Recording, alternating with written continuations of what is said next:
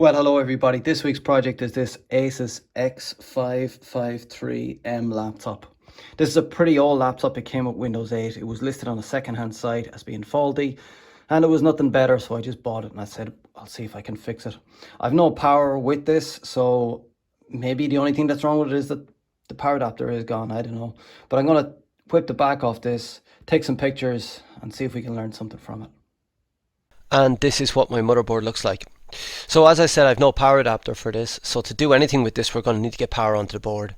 So I've located the DC jack down here. We just need to identify where I'm going to inject my power. I don't have a schematic for this, but it's pretty simple to work out how this DC in jack works. We've got one center pin here which connects to this track, and that goes through two inductors onto one MOSFET, a second MOSFET, and then a current sense resistor. So this is obviously our positive input here. Ground we can find anywhere, here, but I think the easiest place is just to solder our ground wire to this capacitor right here. Let me show you how to set that up. Introducing my DC power supply, and I set it to 19 volts, which is the voltage that this motherboard takes. I connect my black wire to ground, and I connect my red wire to our positive input. Now you might be asking here, why did I not connect it to the center pin? Well, if you look more closely, you'll see that there's black plastic on both sides of this. If I try and come in with my soldering iron or my heat gun, that will just melt away and become a plastic mess. But here is just as good, so that's where I soldered it to. When I powered this on, it drew 0.006 amps or 6 milliamps, and it stayed stable on that. Now that we have power, let's start taking some measurements. So I introduce my multimeter in volts DC. I place my black probe to ground, and we can use our red probe to start taking some measurements. So the first place I'm going to start is, we know that we're getting 19 volts in here because that's where I'm injecting my 19 volts. So I just need to make sure that that 19 volts is making it through to the other side of the inductor. So I place my probe to the other side of the inductor, and I find that we measure 19.0 volts. So that's good. The next component in line is this MOSFET right here. Now I've checked this out, and this is an N-channel MOSFET. So as you can see, we have 4 drain pins on one side, we have 3 source pins on the other side, and then a gate pin right here. So for an N-channel MOSFET, we need to have the gate pin high in order to allow our 19 volts through from our drain to our source. So I'm going to check the voltage on the gate pin. The voltage on the gate pin of that first MOSFET measures 24.35 volts. So that's a high signal, so that should be enough to switch on that MOSFET and allow our 19 volts through from our drain to our source. But I'm just going to check the voltage at the source pin to confirm this. And at the source pin of that first MOSFET, I'm measuring 19 volts. So that MOSFET is switched on and working. So we're good up to this point. To make it easier to follow along, I've marked in the path of our 19 volts with a red line right here, and we have followed it up as far as this component right here. This is a second N-channel MOSFET, so I'm going to mark in the pins on that. So we have 3 source pins here, 1 gate pin here, and 4 drain pins on the other side. Now, similar to the first MOSFET, the gate pin needs to be high here in order to have our 19 volts coming through from source to drain. So let's check and see what we're reading on the gate pin of that second MOSFET.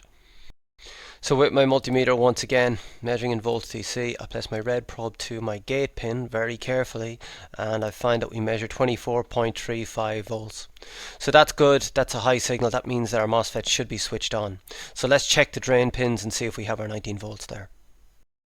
On the drain pins of that MOSFET, I measure 19 volts also. So the second MOSFET is also switched on. And the last measurement I want to take in this section is after the current sense resistor, where you can see I'm measuring 19 volts. So we're good up to this point. So if I zoom back out again, we can see that we have our 19 volts here, which is our main power rail, and that then goes off to all of our secondary circuits, and all of our other voltages are derived from that. Our main 19 volt power rail is good, but I don't have a schematic, so how do I know where to check next? Well, we should be looking next for our 3.3 volts always on power to see if that is present. So what I can do is I can check around, starting with our inductors here, here, here and here, and see if I can find that 3.3 volts always on power. Taking the voltage measurements at each of those inductors, I found the following.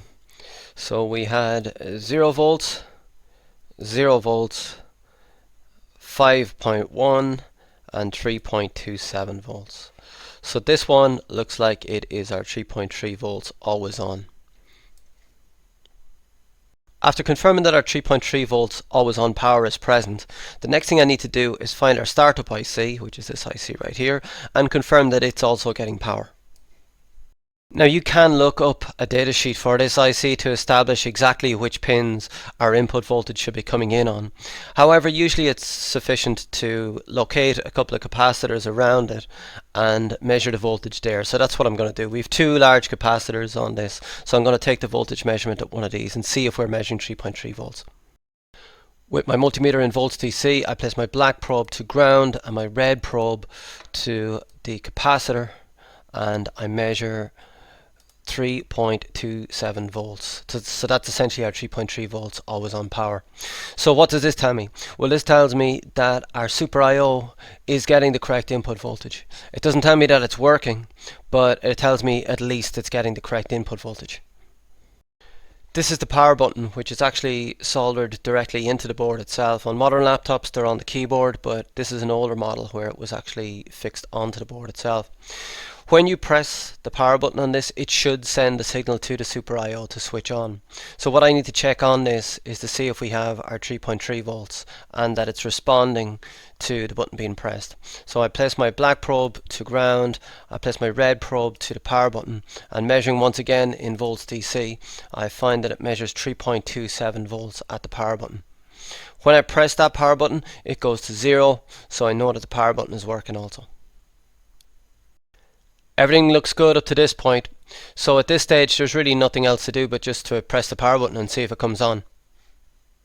Just a quick side note here. In this video I'm representing all of the voltages measured in standby mode with orange text, and all of the voltages measured when I've powered the laptop on are going to be represented with green text. And I'm thinking about using this going forward. Let me know what you think about that in the comments. Does that make it clearer or does it make it more difficult to understand? Put it in the comments below.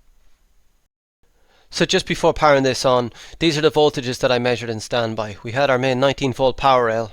There was 0 volts on this inductor, 0 volts on this inductor, and we had our 3.3 volts always on power and our 5 volts always on power. They were present. In standby it was drawn 6 milliamps. I pressed the power button and measured the voltages again. And here are the voltages measured when the power is on.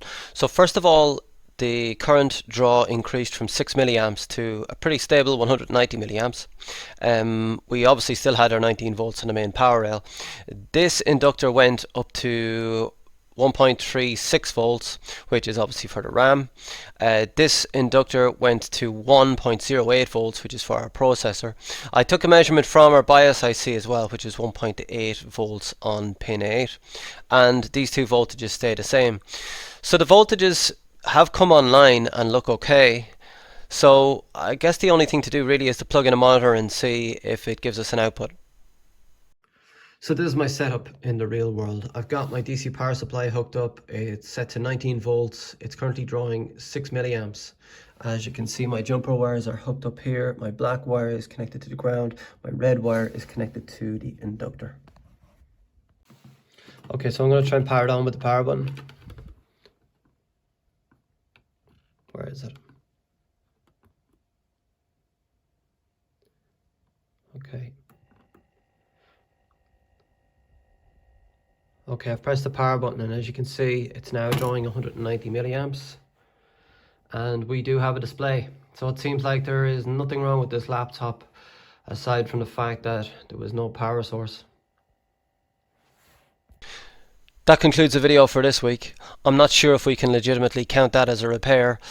The laptop was sold to me as having a power on issue, but apparently there was an issue with the original adapter, because when I bring power to it, it's working fine. Please like and subscribe, and if you have anything that you want to say to me, you can put it in the comments below or mail me directly on therepairshare@gmail.com, and I will try and find some interesting content for next week. Thanks.